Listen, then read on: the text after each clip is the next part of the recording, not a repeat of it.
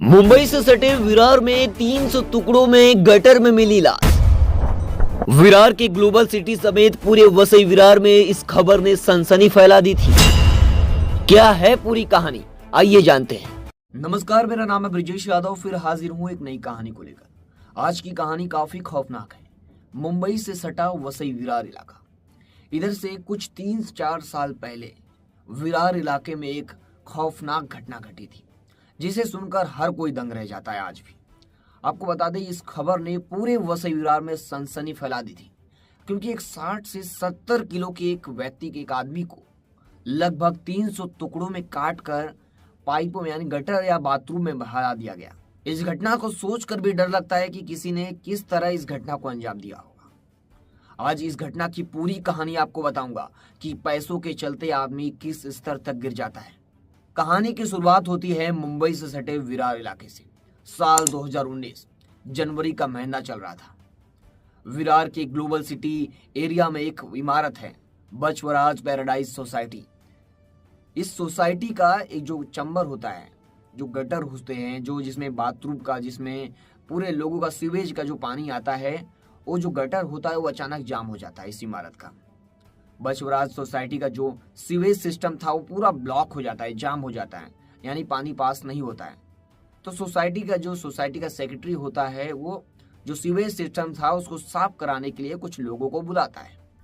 यानी जो गटर जाम हुआ है उसे साफ करने के लिए कुछ लोगों को बुलाता है। 2-3 लोग आते हैं।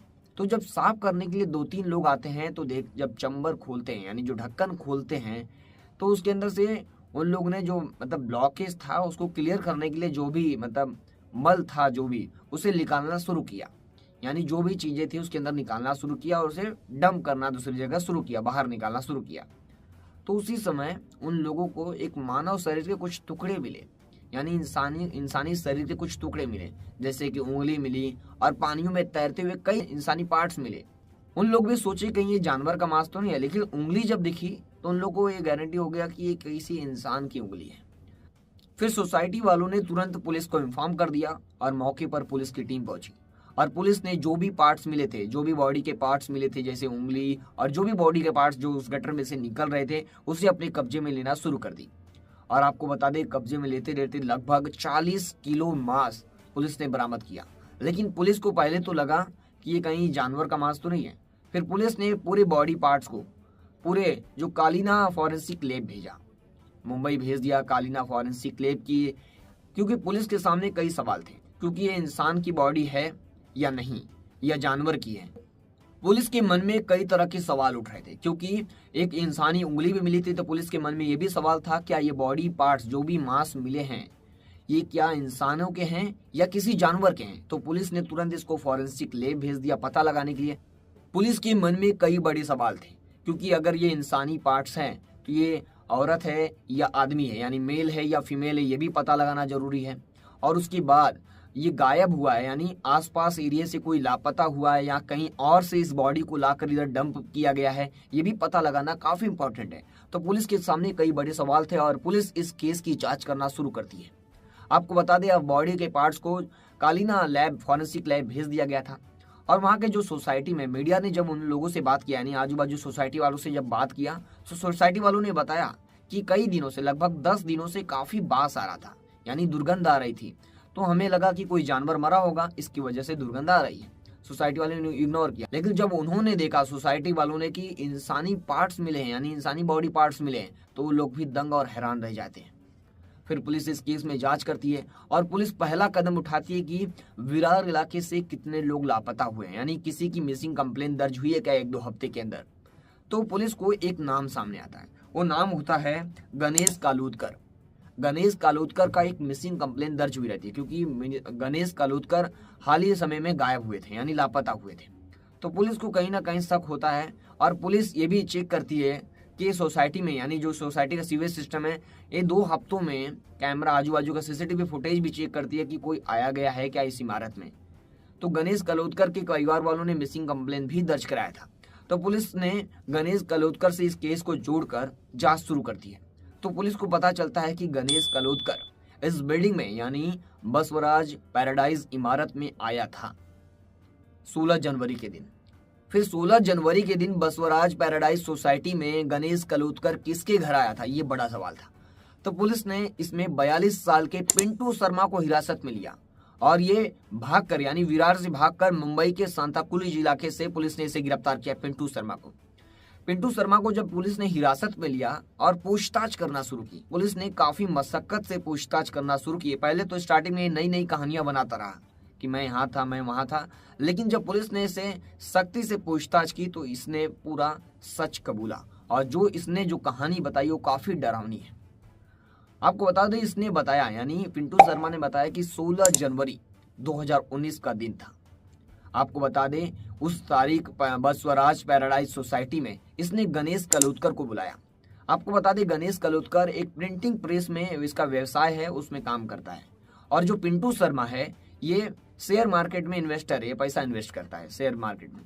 और ये दोनों की अच्छी खासी दोस्ती भी है, पिंटू शर्मा की और गणेश कलूतकर की। ये दोनों काफी अच्छे दोस्त हैं।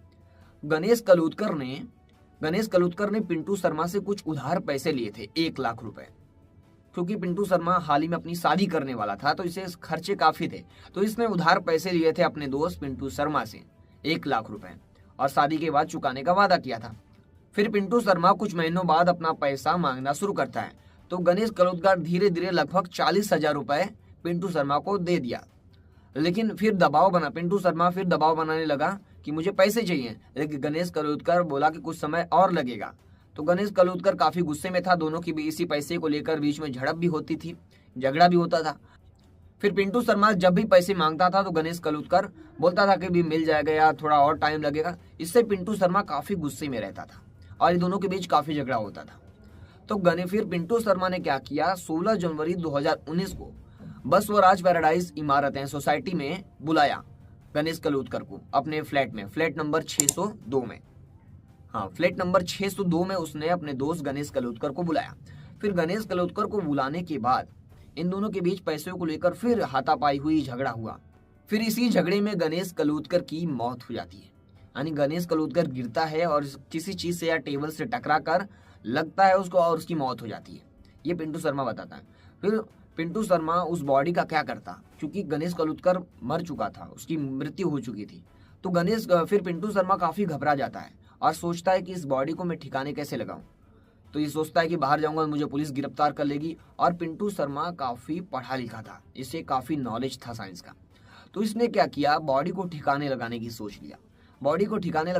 लिया। तो इसने पूरी बॉडी को काटा, पहले बॉडी को काट कर इसने बाल्टीज में भरा, जो भी इसके फ्लैट में बाल्टी थी उसके अंदर भरा। 602 फ्लैट नंबर में 3 दिन तक इसने ब्लेड से बॉडी को काटता रहा। यानी इसने मार्केट से जाकर 3 भारी चाकू और ब्लेड्स खरीद के लाए और इस बॉडी को गणेश कलूतकर लगभग 60-70 किलो का आदमी को इसने पूरी तरह काट दिया। पूरी तरह काटने के बाद पूरे बाल्टी में भर दिया और बाल्टी में भरने के बाद ये हड्डी से मांस को अलग करता था। आपको बता दें, ये हड्डी और मांस अलग अलग करके मांस को इसने जो है बाथरूम में बहवा दिया पूरा, यानी पूरी उंगली बॉडी को लगभग धीरे धीरे छोटे छोटे टुकड़ों में काट कर इसने बाथरूम में फ्लैश कर दिया, पूरा बहवा दिया। उसके बाद इसने क्या किया, हड्डी के टुकड़ों को तोड़ कर थैली में भरता था, पॉलीथीन में भर कर रखता था और ये जाता था, लोकल ट्रेन पकड़ता था, विरार से चर्चगेट वाली लोकल ट्रेन पकड़कर भाईंदर खाड़ी में इस हड्डी को फेंकता था। सोचिए, लगभग 3-4 दिनों तक इसने गणेश कलूतकर की बॉडी को ठिकाने लगाया।